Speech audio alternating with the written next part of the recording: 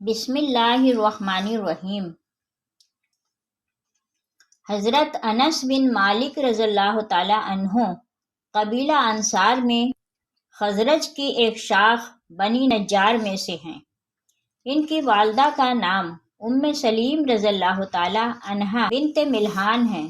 روایات میں آتا ہے کہ اپنی ماں کی بات کرتے ہوئے انس بن مالک رضی اللہ تعالی عنہ کہا کرتے تھے کہ میری ماں بڑی سیانی تھی۔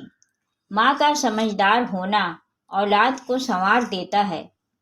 انس بن مالک رضی اللہ تعالی عنہ فرماتے ہیں کہ جب حضور صلی اللہ علیہ وآلہ وسلم ہجرت کر کے مدینہ تشریف لائے تو میرے والد صاحب ناراض ہو کر چلے گئے تھے، تو میری والدہ تھیں اور میں تھا۔ آپ کی والدہ ام سلیم رضی اللہ تعالی عنہا حضور صلی اللہ علیہ وسلم کی خدمت میں آئیں اور کہا، یا رسول اللہ صلی اللہ علیہ وسلم، انصار مدینہ کے ہر گھر نے آپ کی کچھ نہ کچھ خدمت کی ہے۔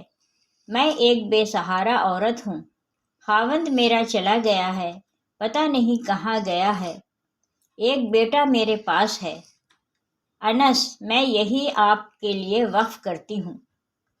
آج کے بعد یہ میرا نہیں، آپ صلی اللہ علیہ وسلم کا ہے۔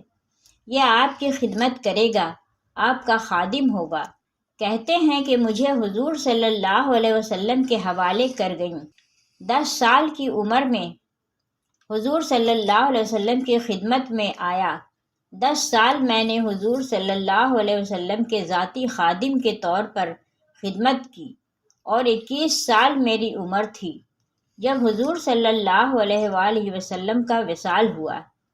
حضور نبی کریم صلی اللہ علیہ وسلم مدینہ منورہ میں عام طور پر بلا ضرورت لوگوں کے گھروں میں نہیں جایا کرتے تھے۔ یہ حضور صلی اللہ علیہ وآلہ وسلم کا معمول نہیں تھا۔ اپنا گھر، مسجد، ضرورت کی جگہ، لیکن حضرت انس رضی اللہ تعالی عنہ کے گھر تشریف لے جایا کرتے تھے۔ حضور صلی اللہ علیہ وآلہ وسلم تشریف لایا کرتے تھے تو ہم سے جو خدمت ہوتی ہم کرتے۔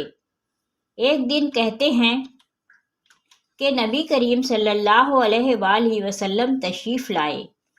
چاشت کا وقت تھا۔ حضرت انس فرماتے ہیں کہ میری ماں کتنی سمجھدار تھی۔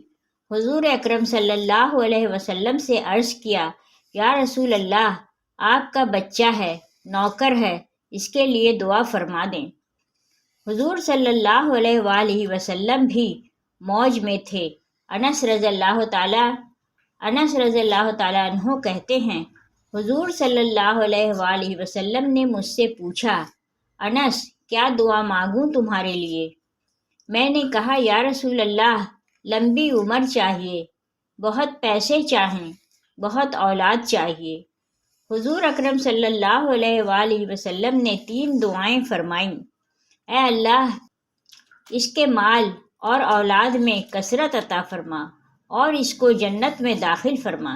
حضرت انس فرماتے ہیں کہ 3 دعاؤں میں سے 2 دعاؤں کی قبولیت تو میں نے آنکھوں سے دیکھی۔ حضور کی دعا کا اثر تھا کہ انہوں نے 100 سال سے زیادہ عمر پائی ہے۔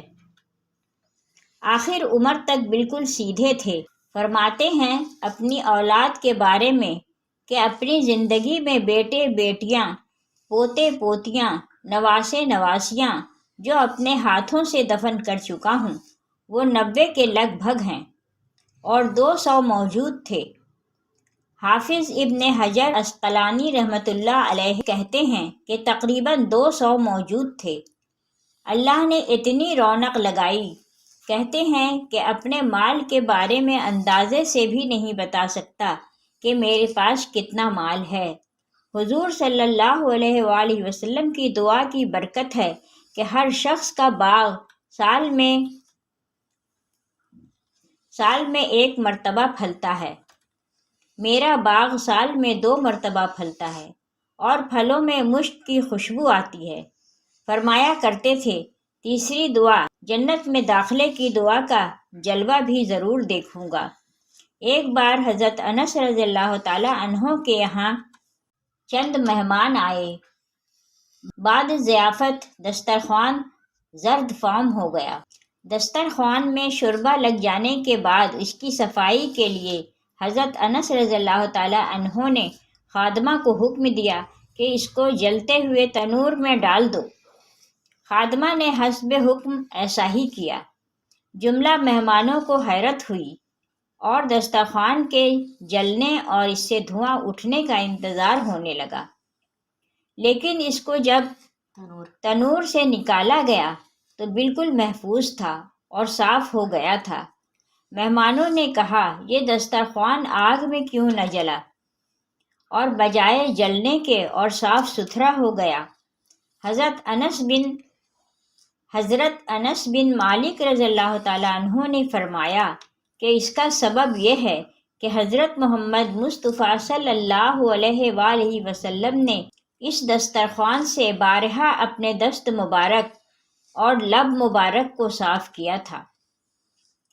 حضرت عمر فاروق رضی اللہ تعالیٰ عنہ کے دور خلافت میں لوگوں کو تعلیم دینے کے لیے آپ رضی اللہ تعالیٰ عنہ مدینہ منورہ سے بصرہ چلے گئے۔ عبد الملک بن مروان کے زمانہ خلافت میں، جو سلطنت امویہ کے مشرقی ممالک کا گورنر تھا اور ظلم و جور میں اپنی نظیر نہیں رکھتا تھا، جب وہ بصرہ آیا تو حضرت انس رضی اللہ تعالیٰ عنہ کو بلا کر نہایت سخت تنبیہ کی اور لوگوں میں ذلیل کرنے کی خاطر گردن میں مہر لگوا دی۔ حجاج کا خیال تھا کہ حضرت انس رضی اللہ تعالیٰ عنہ ہوا کے رخ پر چلتے ہیں، چنانچہ ان کو دیکھ کر کہا، انس رضی اللہ تعالیٰ عنہ، یہ چال بازی کیسی؟ کبھی مختار کا ساتھ دیتے ہو اور کبھی ابن اشعث کا۔ میں نے تمہارے لیے بڑی سخت سزا تجویز کی ہے۔ حضرت انس رضی اللہ تعالیٰ عنہ نے نہایت تحمل سے کام لے کر پوچھا، اللہ امیر کو صلاحیت دے، کس کے لیے سزا تجویز ہوئی ہے؟ حجاج نے کہا، تمہارے لیے۔ حضرت انس رضی اللہ تعالیٰ عنہ خاموش ہو کر اپنے مکان واپس تشریف لائے اور خلیفہ عبد الملک کے پاس ایک خط جس میں حجاج کی شکایت لکھی تھی روانہ کیا۔ عبد الملک نے خط پڑھا تو غصہ سے بے تاب ہو گیا اور حجاج کو ایک تہدید آمیز خط لکھا کہ حضرت انس رضی اللہ تعالیٰ عنہ سے فوراً ان کے مکان پر جا کر معافی مانگو، ورنہ تمہارے ساتھ بہت سخت برتاؤ کیا جائے گا۔